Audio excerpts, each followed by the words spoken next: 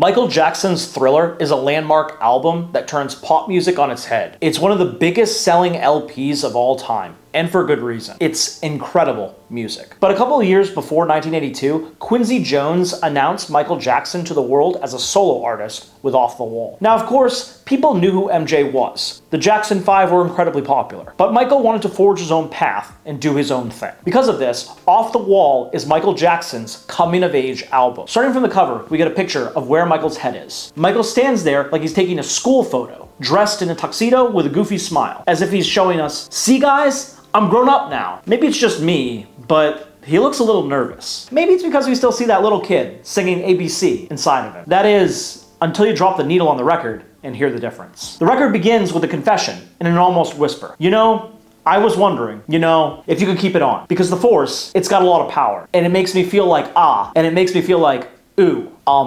What? Why is he whispering? Why is he so nervous? And what force is he talking about that has a lot of power that makes him go, ooh? Well, we learn quickly that it's the music. After Michael screams, the track Don't Stop Till You Get Enough erupts off the album. It's a disco hit that's still played at clubs today with horns and wild keyboards, and it includes groans, moans, and hiccups from Michael. We can't help but notice that Michael sounds different, more sexual, and much more adult. Until this album, Michael was holding back his true star power. When he was part of a group like the Jackson 5, he wasn't able to show the world who he really was. But this album changes that. From disco hits to smooth, slow ballads, Quincy Jones makes sure that this was a very well-produced album, dressing up Motown in the most glamorous garb it has ever had, with bass lines that would blow George Clinton of the Funkadelics' brain out of his head. And Michael is on top of it all, showcasing both his talent and his wildly powerful falsetto voice that ranges from Stevie Wonder's soul to dangerously close not to hitting screams. When we go back to the cover, we realize that that smile wasn't really innocent. Instead, Michael was holding in feelings that the world might not be ready for this transition, but they'd have to be, whether they liked it or not. Yes, this smile is about the hope of acceptance. And yes, that's where the underlying nervousness is coming from, both in the picture